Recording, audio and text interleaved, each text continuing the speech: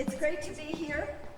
When Rob first asked me to do this, I was like, why? I'm a little over-invested right now in low tech. And part of that is because I'm super invested in our backyard in Columbia Falls. And so while we're working with tech companies to start up there, if any of you have like any desires to move north to the Flathead, we'd love to have you. So let me start. Again, thank you for having me. I've had kind of a long journey to get here. And some of it's been amazing, some not so much, but let me give you a little background. I grew up outside of Washington, D.C. And in the early 80s, I was going to law school at night, and I was asked to join what was then a small long-distance company. It grew up to be Sprint. So that was my first entry into tech. In the late 80s, I was pretty convinced, I'm in my 20s then, and I'm pretty convinced that the same dynamics that had led to MCI and the breakup of the Bell system and all that kind of stuff, that it's going to happen in telephony. And so I went to work. I talked, at the time, a small phone company into hiring me.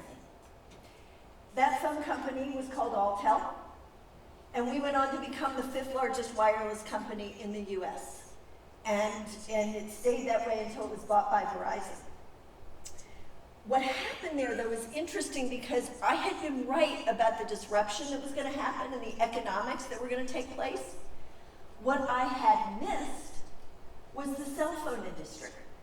That the whole time I've been looking in this one direction, the cell phone industry was emerging quite quietly off in another direction.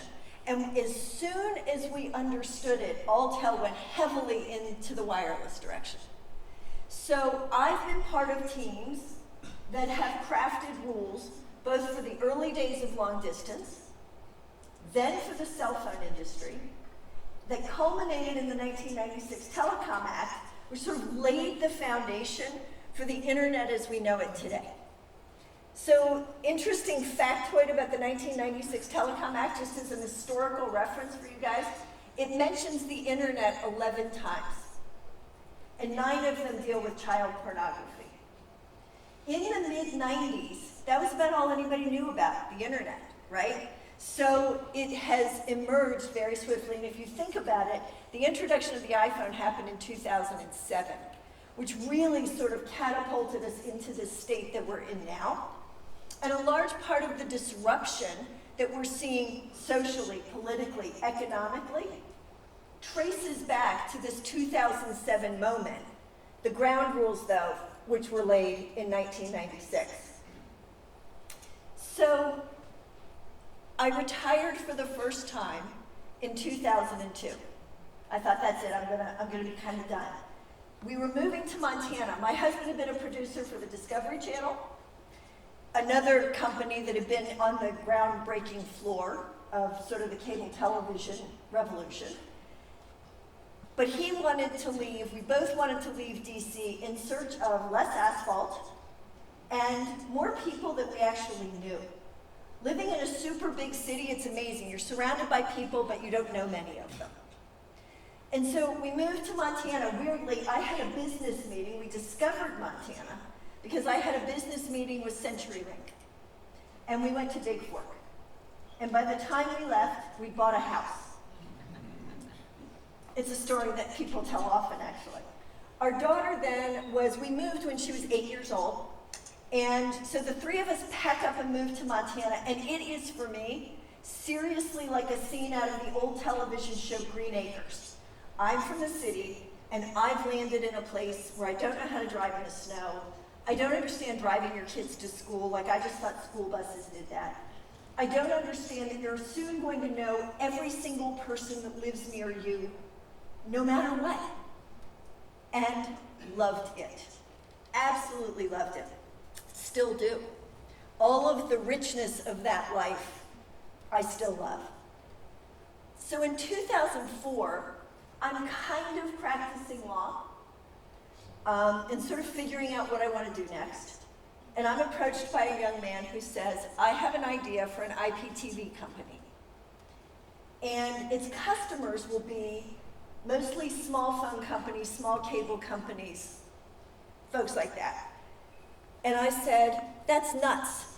Small phone companies have been trying to get into the IPTV business, sort of the television business, since the 80s, and every one of them has failed. This is insane. But he was convincing, compelling even, and so I said, there's one way that I'll do this. This company, I'm going to come back to that, this company goes on to I become the CEO and co-founder of this company. It ultimately becomes a company called Ubiquity. Ubiquity was bought by an Israeli company called Amdocs last year for $250 million. It was a good run. So we start this company in 2004, and the interesting part for me is that as much as I had been involved in startup industries before this, it was in Montana that I became an entrepreneur. And I'll always be grateful to Montana for that. So there were 4 takeaways. A good exit is just a good exit, so that's a good part. But the 4 lessons that we learned early on in this process stick with me today in every business I do, in every business I coach or advise, and in a lot of my life. So I want to share with you those 4 lessons. The first is talk to your customers a lot. Don't fear the feedback. We have a tendency to try and get into these spaces where we want to hear the good things, we only want to hear the positives, but sometimes you got to go out and ask people to give you bad news or to help you just craft, and it's hard to do. So as part of this convincing me to become the CEO of this company, I told my co-founder, I still think that this is an insane idea, but if you'll agree to go drive around Montana with me and talk to small phone companies, I'll figure out whether it's a good idea or not. And so far, I've had a pretty good track record of picking what's going to be a good idea, so I figure I can do that if I can talk to the right people. Well, what we discovered, we drove over 2,000 miles. This is such a Montana story, because where else can you drive 2,000 miles, right? And still be in Montana, or still be in your state. We drive all these miles. First of all, we get to know each other. He's an awesome guy, great spirit, great mind, all that kind of stuff. And we start talking to our customers, our potential customers. And we'd say to them, we're thinking about doing this scope of services. And they'd say, no. We need the first service that you listed, but those other 4, we don't need to buy those from you. And then we'd say, we're thinking about pricing like this. And they'd say, no. We'll never pay for it like that. But we will pay for it like this. By the time we were finished driving around, we had a bulletproof business plan that was absolutely impenetrable, and 15 years later when the company sold, that business plan was still pretty much intact. All because we'd listened to our customers, we'd sought them out, and they gave us the feedback that we needed. So, which leads to my second story. Because part of this, it was about eating. I have a whole theory that I call management by dining. I think everybody should engage in it. I think the world would be a better place. Take people to coffee. Take them to lunch. Bring them cookies. Do whatever you can do to get them to sit there and talk to you while they're happy. And you know what makes a lot of people happy? Sugar. So I am a big believer. Every big deal I've ever struck, I've struck over a meal. Every investment I've ever gotten, there was food involved. I do not think people should underestimate the value of food. Which brings me to a great example of this, and my second lesson. Because my second lesson is, don't be afraid to pre-sell. So, when my company reached this point where we were good enough, we had enough tech developed that we needed to go out into some central offices and install network equipment to download IPTV signals. Ubiquity, by the way, developed a bunch of video compression and IPTV technologies that still exist today. So we needed to put some stuff in central offices to get a real test. So we're beta testing, right? And a friend of a friend recommended I call another friend because we're in a small town, right? And everybody knows each other. And they say, you need to talk to this guy. He exited a big software company. He'll talk to you. So I did what you can only do in a lot of small towns. I rang a guy I didn't know and said, hey, you don't know me, but can I buy you breakfast at the Buffalo Cafe in Whitefish? Who would turn down the buff, right?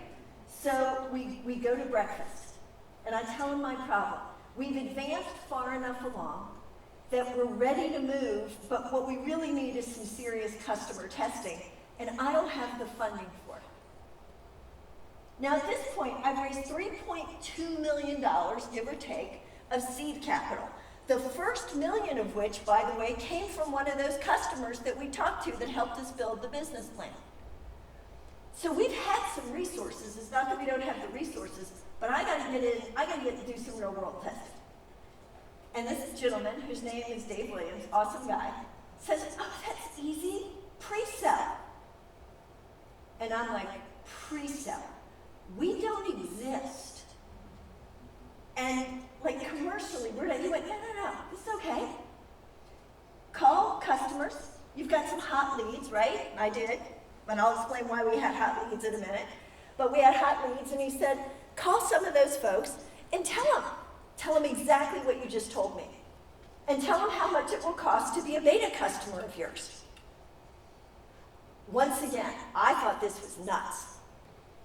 But I went back to my office, I made 5 phone calls. And in the next 4 months, I closed 4 deals where 4 different companies invested, they didn't invest, they bought product from us for $300,000 a piece. That $25 breakfast at the Buffalo Cafe in Whitefish got me $1.2 million in my checking account for the company.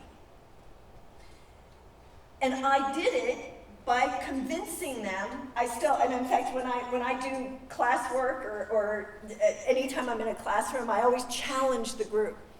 I have found 3 reasons why a customer will pre-sell to you, will buy from you in a pre-sell mode.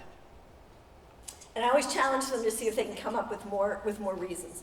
The first reason is most larger companies are dying to have design input into what you're building.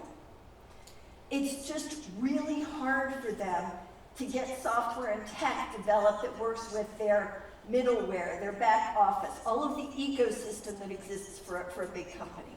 So that's the first reason, design input. The second reason is free or discounted service later on, right? You offer them, if you do this for me, then we'll give you all of this off, or you can have free service for a year. That's the second reason. And the third reason is great PR. There are a whole slew of particularly large companies these days that are looking to amp up their PR and look like they're investing in small startups. Not just look like it, they want to do it, they want to help. And so those are the 3 reasons that I've come up with. And by the way, every one of our pre-sales customers used one of those 3 reasons.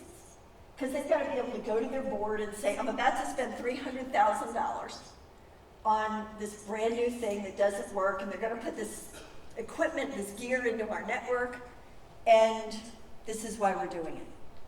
So it's an awesome way. Now, Kickstarter and some of the online stuff have mitigated this a little bit, right? Like we did an online campaign and we got $20 million. That's awesome. But the most compelling thing to an investor is a customer that's already put money on the table for your technology. So because of this, Wall Street started calling us. We didn't have to call Wall Street because we made sure that they knew about it. And that leads to my third lesson. Engage with your own PR and self-promotion. 15 years ago, if I'd been standing up here, I would have told you that if you had a great idea with a great management team and fairly good operational capability, that you had an above average chance of success. Today, I would tell you that if you're not devoting 25% of your resources to PR and self-promotion, that you're probably not going to get out of the camp of the Walking Dead. It's a jungle out there. It's super noisy. And so you've got to commit to that. We had a rule in my company, it was sort of not so much a rule as a practice, that at least once every 2 weeks, I would send out a press release to all the reporters in our space. There was in fact a joke that if we'd ordered pizza for lunch, I would have found a way to turn it into a press release. I think that's accurate. You know, Ubiquity orders pepperoni this Friday. Come. And it did two things for us though. One, because everybody on the team knew that we were going to do it, there was a certain amount of competitive activity to be the victor of who got highlighted in the PR, in the press release that week. So it's like, oh, we managed to squeeze ever more pixels onto a copper cable. Whatever that was, right? Squeezing stuff, compressing stuff, doing the whole thing. All of that we would publicize. When we got a beta customer, we publicized it. We were like, these companies over here have just bought into being a beta customer for us. They trust us so much. So it wasn't like Wall Street didn't know we existed, and we were in a very popular space. So we start getting phone calls from them because now they're interested in finding more investors for us. Which brings me to the fourth lesson. Know your weaknesses. It's sort of like don't fear the feedback. I don't think of weakness as anything other than a data point, right? That there's a vulnerability or that there's something that you're lacking. When we entered the market space, there were two competitors against us. They were huge, so they had big money. They had lots of people. They had big offices. We had an office next to the DMV in Kalispell. And one day, in fact, we had a meeting of some potential investors, and I was in the office. Remember, I'm the CEO, and I'm in the office vacuuming when they arrive early. So they walk through the front door, they're 30 minutes early, and I'm vacuuming. And I walk up and go, they say before I get to them, we're looking for Diane Smith. And I go, hi, I'm Diane Smith. And that would be my vacuum. You're early. And they said, yes, but we want to invest in you. Anybody who will vacuum and clean up before the guests come, that says something about how you run your company. But let's go back. So we're missing big money, big staff, nice offices. We don't even have a ping pong table. We don't have anything. And our competitors do. So we looked at that and went, okay, we're just going to have to be smarter, more nimble. We're going to have to fail faster. We're going to have to recover more quickly. We're going to have to know who we are. There's an old line in corporate America. It's really old. It's since been updated. The first line was nobody ever got fired for buying IBM. The new line is nobody ever got fired for buying Microsoft. There's a whole slew of people out there that are just going to buy the big name. But there's a lot of folks and a lot of companies out there that are like, we'll try something new. And so we knew that we had to target those folks. And we knew that because we knew who we are. So I go out, I got to raise some more money now. We've raised 3.2 million. We've got about 500,000 left in the bank. It's time to go raise more.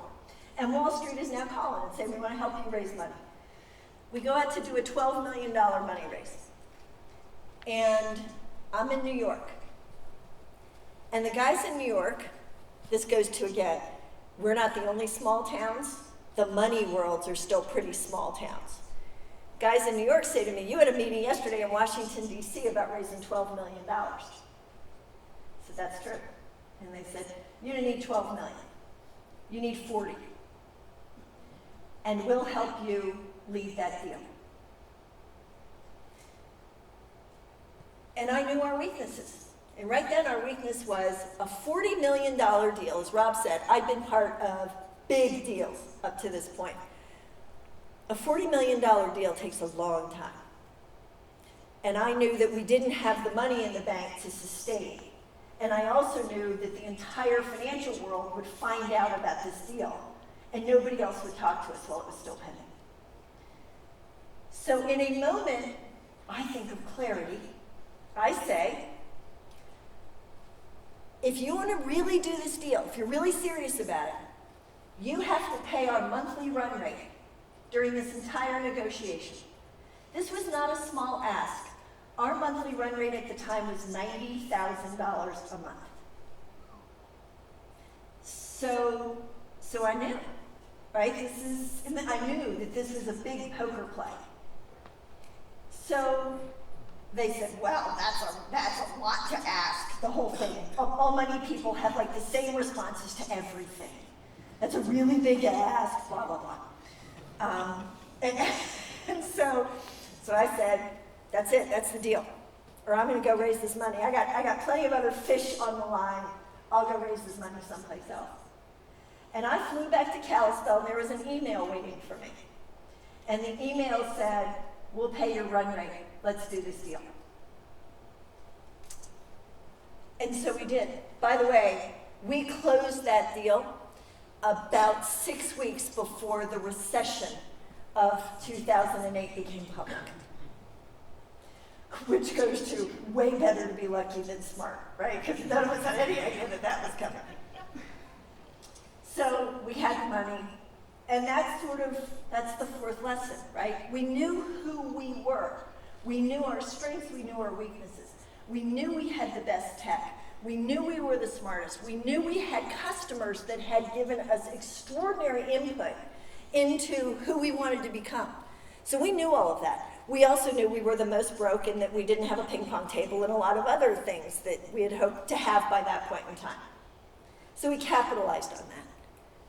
So those are the 4 lessons that I kind of took away. Talk to your customers, but I would say talk to your customers, your colleagues, anybody that can give you input and insight into what it is you're trying to do. Talk to them, let them give you that feedback. Pre-sell when you can. Validate anything, whether you're in a company or whether you're building a company, validate what you're thinking about. And see if folks will put their skin into your day. Will they put money into it? Will they give you help? All of that, that's incredibly valuable information. Engage in your own public relations and promotion. Absolutely. And know your weaknesses. Don't be afraid of them. They're just data points, but learn how to protect yourself.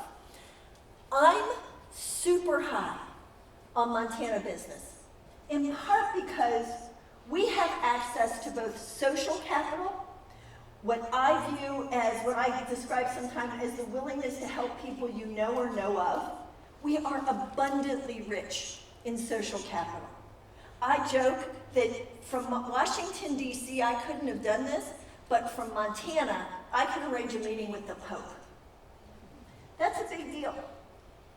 So it's this huge asset that we have. And these days, we have abundant access to financial capital.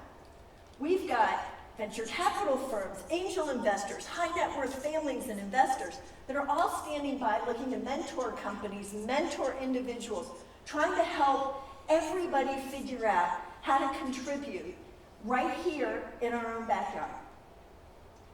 So it's a remarkable time to be in business, to be starting a business, to be participating in this incredible world called technology.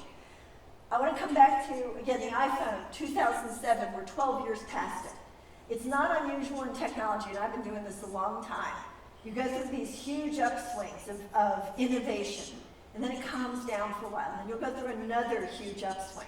We're about ready for another huge upswing.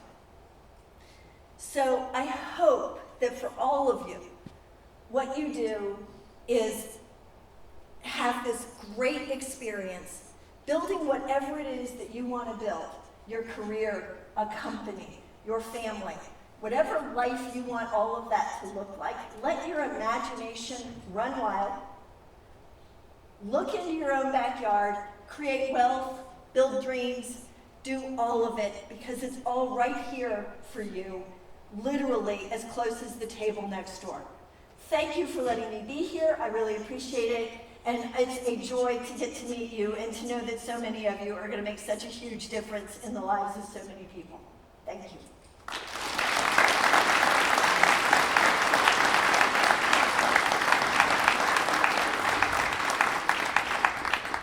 Do we want to do questions, since we're now longer than I thought we might be? Rob, guys, it's up to you. Questions? This is your opportunity. What's the next big upturn? Oh, well, actually, y'all would know that question better than me. I will say, I'm super interested these days in what's going on hyper-locally. And part of that is because not only have we kind of hollowed out the middle class in America, we've actually hollowed out mid-levels of business.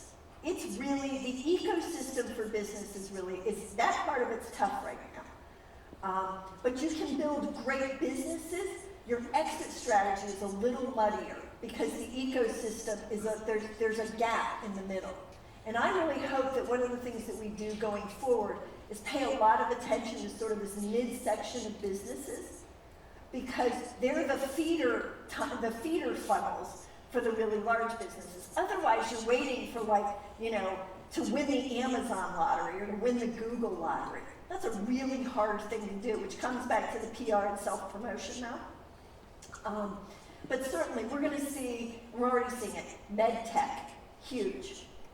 Environmental tech will take hold. I think it's still got some evolution to move forward with. I think we're going to see globalization, right? So this has been going on for a while. We were just talking about this over here. 50 years ago in America, your competition for jobs was less than 100 million other Americans, because we were so insular. Now, your competition for jobs is 4 billion people in the world. That is absolutely a huge shift in the market space that we all live in for jobs. So I also think, though, that getting people together and network together globally, that's just going to continue to increase exponentially. And then Vice is always a great idea. I'm invested in an esports company. Because I was like, oh, sports, and sooner or later there'll be gambling. It's got to be good. What else? Other questions? You mentioned pre-selling a lot here. How do you there's definitely a fine line between pre-selling and just hype, right? I mean, everyone here has heard of a lot of vaporware. And at some point, I mean, there is a lot of money out there that they're willing to throw at, at anything. But how do you draw that fine line between selling hype and really selling a product worth investing in?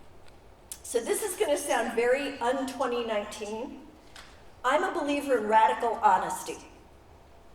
So part of that is to say to your customers, your potentials, everybody. In fact, I had a document that I wrote when I was raising money where I would say, this is a startup industry. It has zero history of financial performance. This is a startup company. We have zero history of financial performance.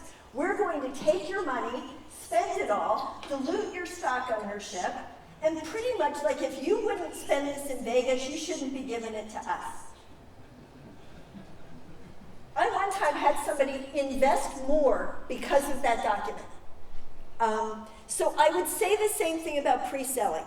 I believe you have to think through and tell your customers what it is that you see your liabilities, the risks, the things that can go wrong. I don't think you have to put those at the top of the page. Like, I think you can say, there's this great opportunity and here's who we are. We really want your design input.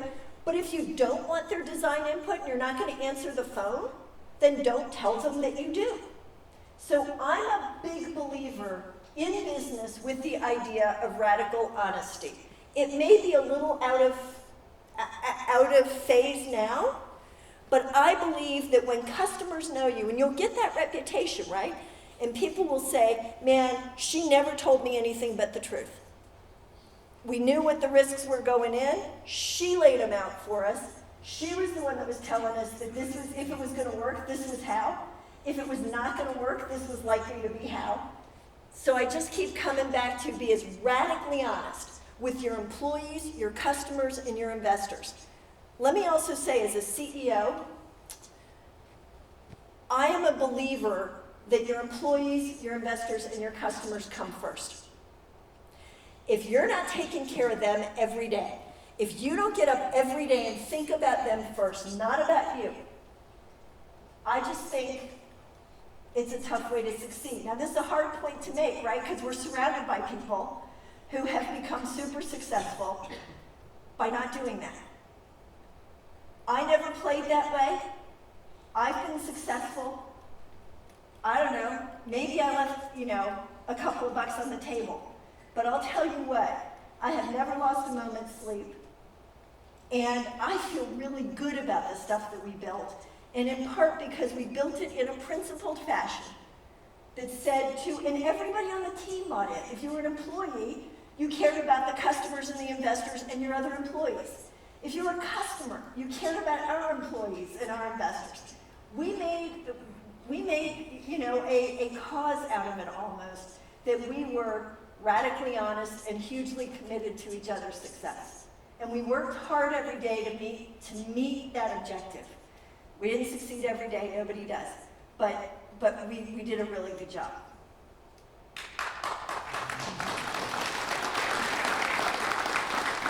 In the back. Do you think employees should come before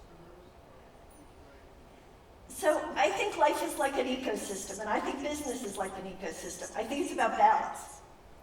I think that there will be, obviously, if your employees came first, then you would charge all your customers way more money maybe than you should be, right?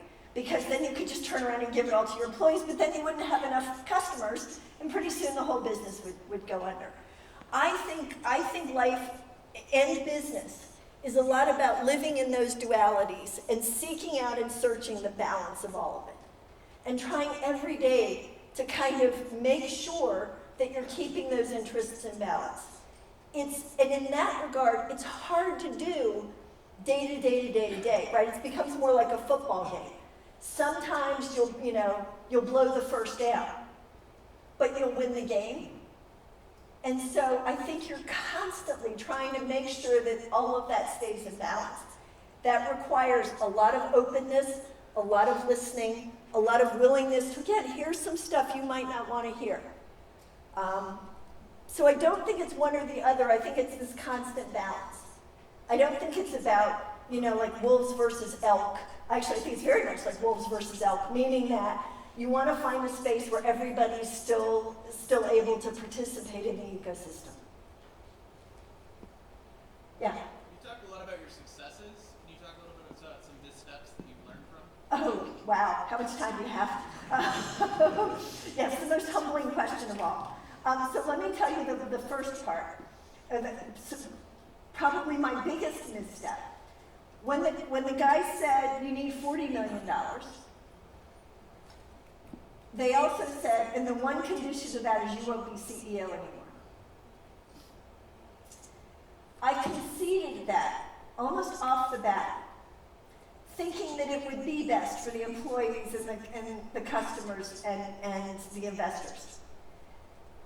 However, because I was no longer CEO, over the next few years, I got moved out and the company got moved out of Calston. So of all of my regrets, that's one of the biggest regrets. I didn't see it coming. It didn't occur to me, we had the best team. We had all of the great minds right here. But $40 million changes your performance metrics. And I hold myself responsible for that because I should have known that. Like, I should have seen that, and I'm sad that I didn't. And I was sad when the company moved out of Kalispell. It was bad for Kalispell, and it was bad for the company. And part of that, I underestimated. I come from a time period where business is really personal, and you can trust a lot on handshakes. That's changed, in part because we've sort of messed with this ecosystem, and I underestimated that. So that's a big one. I could give you about 487 million others. I also, let me give you another one. I tend to lead with my head. I'm very intellectual. And so I tend to be very head focused. And there are times when I haven't been as good a listener as I would have liked to be because I was a little cut off from my heart. That would be a second one.